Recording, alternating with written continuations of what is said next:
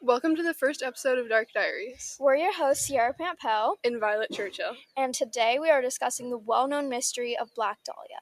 Before we get into today's case, a quick disclaimer: mentions of sexual assault and somewhat gory details. Viewer discretion is advised. The day is January 15th, 1947, and a lady and her child came across a naked body of a woman cut in half. This woman was none other than Elizabeth Short, a 22-year-old aspiring actress. The mother reported that she thought the body was a mannequin at first because of how the body was posed, as well as the fact that there was no blood at the crime scene. Today, this case remains one of the most unsolved mysteries of the world. Elizabeth Short, like I said, was an aspiring actress at the time, but she had a rough start. She didn't really star in many movies before she was murdered, so there was no incentive to kill her, is what many people thought. Police say that she was murdered somewhere else and brought to the spot where she was found because there was no blood at the scene. And the police also thought that it had been done by someone who had already murdered people before because of how thought out it was and how well they did it. So there's not been many suspects in the case so far, but a man named Steve Hodel was looking through his father's objects and found pictures of Black Dahlia, which led him to investigate more about this and found out that his father is a possible suspect in the case of Black Dahlia, according to The Guardian. A lot of people have questions about this. They ask, was he jealous? Was he blackmailing her? Was she blackmailing him? Was he obsessed with her? Many people question if she had something to hide and the murderer knew that and that's why he killed her.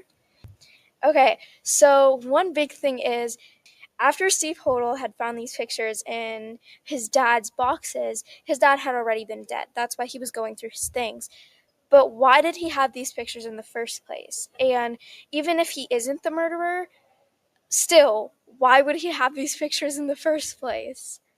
The pictures they weren't even pictures that had been published. Yeah, they were just random pictures of her. Nobody knows why they were there. Which, there was a book that Steve Hodel wrote about his father. It's written like a case file. I did not get a chance to look at that, but there is from the article I read on The Guardian, there's a lot of information on it. Yeah, that must be really crazy to just be going through your dad's stuff and finding pictures of a lady who was killed so Yeah. long ago, and you would have never thought that this was something that could happen. Yeah. Something that someone you would trust did that. And at the crime scene, the Elizabeth Short's body was so it had been so abused, kind of. The forensic was terrible. We can't really talk about it because it's really bad, but if you want to see what it is, The Guardian has a whole article on this and it is really thorough. But whoever did this must have either had some type of grudge with Elizabeth Short, because you don't just hurt somebody just for fun unless you're a psychopath. Because even Steve himself had said his dad never really displayed odd characteristics like this, so it was very odd to see his dad having these pictures, and if he had been the murderer, he had hid it very well. Yeah, and also if he was able to do something that insane, and like the FBI said, they thought this was done by someone who had experience in killing. So if this was George Hodel, had he killed other people? Yeah, or it's possible that this case could be related to another serial killer. I don't know if there was many around the time that this happened, but it's possible that that might have been like a start of somebody or the end of someone. At the scene, there were also unidentified fingerprints.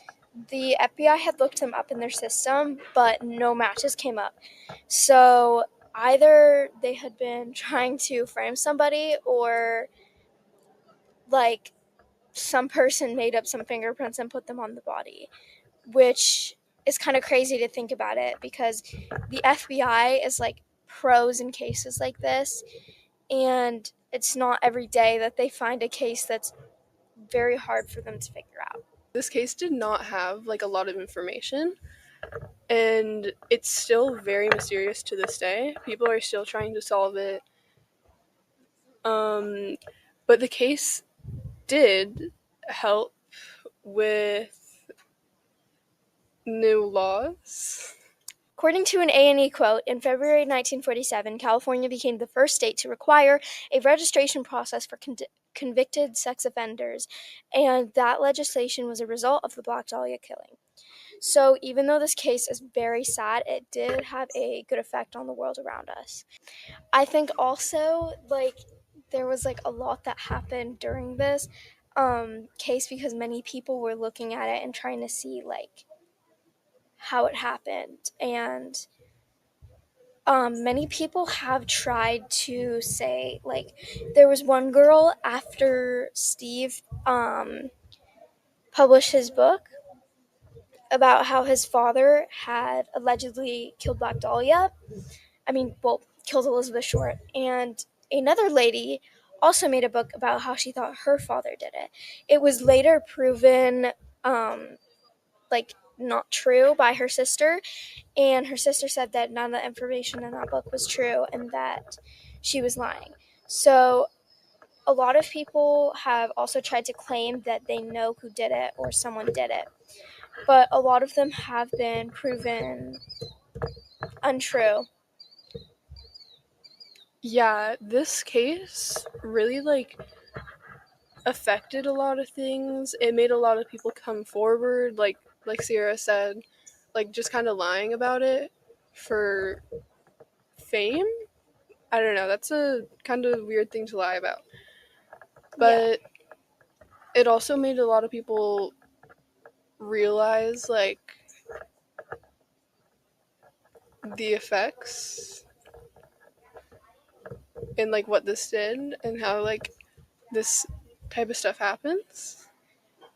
There are unfortunately a lot of other cases like this where people have been killed and we cannot find the killer. But I think that Steve had a good lead on his father because even just having those pictures is really weird.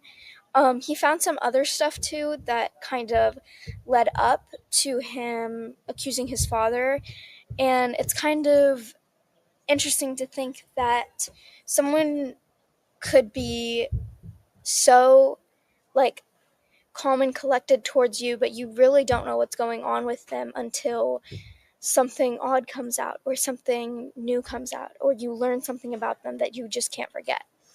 Um, so even then, I don't think there was like a really incentive for George to kill Elizabeth. But some possible reasons were that he had an obsession. That was one thing that Steve said in the article on Guardian, that he had an obsession with her and he just couldn't like break it, and that led him insane. So that's also a possibility to think about.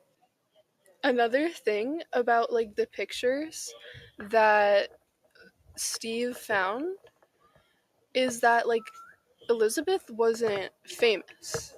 Like she was trying to be, but she didn't, like as we said earlier, she didn't really star in a lot of movies or anything yet. So like if his dad had like some famous person like Michael Jackson or something, that'd be like slightly less suspicious. But it was kind of like a random person at the time, which is really weird. Yeah. Like, I don't just keep pictures of Violet in my house. That's kind of odd. So think about how like weird it is that he had pictures of like kind of a random girl in his house. Like, that's not a normal thing you do.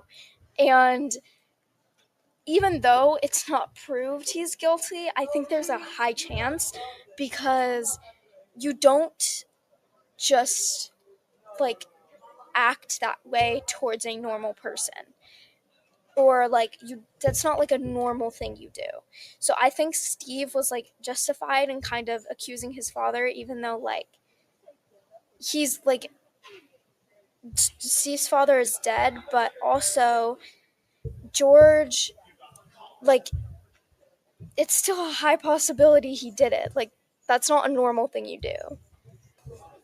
And even though like we might not ever figure out who it is, it's good to just like, even though Elizabeth and George are both dead, it's good to know that like justice was served in like a legal or like non like, it's just good to know that justice was served and the murder was found. So I'm hoping one day we will be able to figure out who was the murderer of Elizabeth. But today, the biggest hint we have is those pictures and odd items that George Hodel had in his possession. Thanks for tuning into Dark Diaries. Please tune in next episode and have a wonderful day.